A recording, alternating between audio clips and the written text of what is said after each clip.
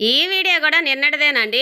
"ఏందక్కా నువ్వు నిన్నటి వీడియో అంటానే ఉన్నావు. నిన్న వీడియోలు పెట్టొచ్చు గదా!" అంటారా? ఎక్కడండి నిన్నైతే అసలు ఖాళీ లేదనమాట. వచ్చాను, ఇంక వంట చేశాను, ఇంక కళ్ళు తిరిగినట్టయిపోయింది. ఆ ఎండకు బోయొచ్చి బెట్ట తగిలిందనమాట. ఇంక గమ్ముగా పడుకున్నాను. ఇంక మషాలా అన్నం చేసినాను గదా! మునక్కాయి, క్యారెటు, మష్రూము అన్నీ యేసేసి, ఇంక దాంట్లో కొంచెం పెరుగు చట్నీ ఉంటే బావుంటది కదండీ! ఎంత శ్రమ చేసినా గూడా అన్నీ కరెక్ట్‌గా చేస్తేనే మనసుకి తృప్తనిపిచ్చిద్ది. ఇంక అందుకని చెప్పి పెరుగు, ఇంకా అది ఎర్రగడ్డ, టమాటా ఇయన్నీ ఏసి చేస్తున్నాననమాట. మీరు పెరుగు చట్నీలో టమాటా ఏస్తారండి? నేనైతే ఏస్తాననమాట. కొంచెం పుల్ల పుల్లగా బాగుంటదనమాట. నీరున్న కాయలు ఈ ఎండలో తింటే చాలా మంచిదండి. అందుకే టమాటాలు ఇలాంటియి ఎక్కువ ఎక్కువ ఏస్తా ఉంటాననమాట కూరల్లో. మా ఆయనైతే మటుకు తిట్టి పెడతా ఉంటాడు.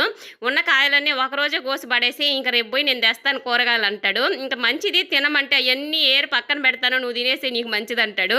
ఇంకిలా ఉంటది. ఏదో ఒకటి వాదన, ఏదో ఒకటి మంచిగా వండితే చాలులే అని నేననుకుంటాననమాట.